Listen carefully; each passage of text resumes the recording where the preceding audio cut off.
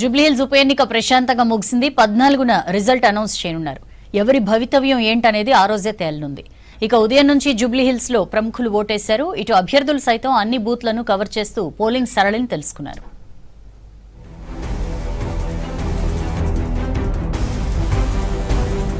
జూబ్లీహిల్స్ ఉప ఎన్నిక ప్రశాంతంగా ముగిసింది. ఈవీఎంలలో నేతల భవితవ్యం నిక్షిప్తమైంది. ఈ నెల 14న ఎవరి భవితవ్యం ఏమిటో తేలనుంది.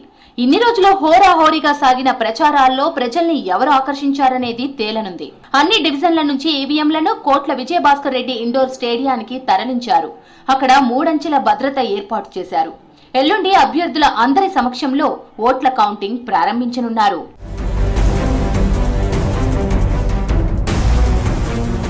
యూసఫ్గూడ వెంకటగిరిలో కాంగ్రెస్ అభ్యర్థి నవీన్ యాదవ్ ఓటేశారు. అంతకుముందు జూబ్లీహిల్స్ పెద్దమ్మ తల్లిని దర్శించుకున్నారు. ఆ తర్వాత పోలింగ్ కేంద్రాలను సందర్శించారు. స్వయంగా బైక్ పై వెళ్తూ అన్ని పోలింగ్ బూత్లను సందర్శించారు. ఎర్రగడ్డ డివిజన్లోని డాన్ బాస్కో స్కూల్లో అధికారులను అడిగి వివరాలు తెలుసుకున్నారు.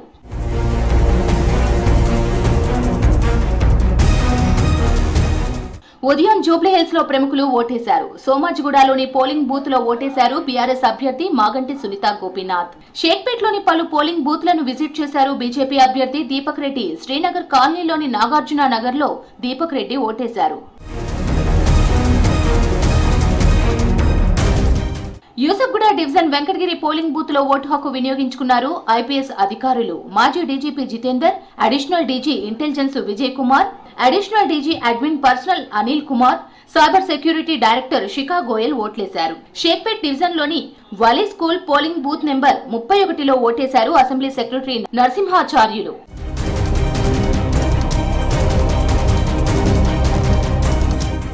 జూబ్లీహిల్స్ బైపోల్లో ఓటేశారు హైడ్రా కమిషనర్ రంగనాథ్. మధురానగర్లోని శ్రీనిధి విశ్వభారతి హై స్కూల్లో కుటుంబ సమేతంగా వెళ్లి ఓటు హక్కును వినియోగించుకున్నారు రంగనాథ్.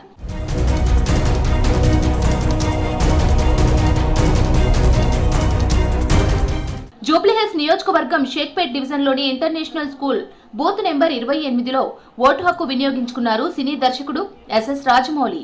ఆయన భార్య రమా రాజమౌళి, కొడుకు కార్తికేయ కూడా ఓటేశారు.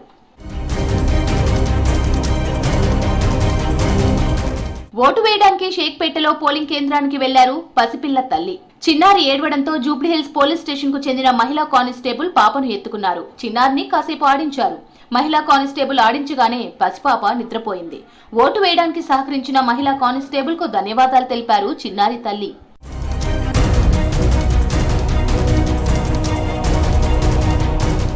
పోలింగ్ జరిగేటప్పుడు కొన్ని ఏరియాల్లో చెదురుమదురు ఘటనలు జరిగాయి. షేక్పేటలో 2 వర్గాలు గొడవకు దిగాయి. పరస్పరం 2 వర్గాల వారు తోసుకున్నారు. పోలీసులు సర్ది చెప్పే ప్రయత్నం చేసినా వినలేదు. గొడవ పెద్దది అవుతుండటంతో పోలీసులు లాఠీచార్జ్ చేసి 2 వర్గాలను తరిమికొట్టారు.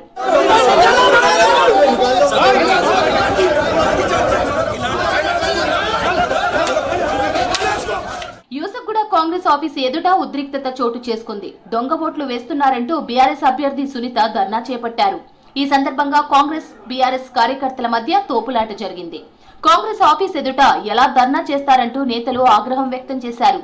దీంతో ఇరు వర్గాల మధ్య ఘర్షణ చోటు చేసుకుంది. పోలీసులు చెదరగొట్టే ప్రయత్నం చేశారు. ఈ సందర్భంగా పోలీసులపై దురుసుగా ప్రవర్తించారు బీఆర్ఎస్ ఎమ్మెల్యే కౌశిక్ రెడ్డి.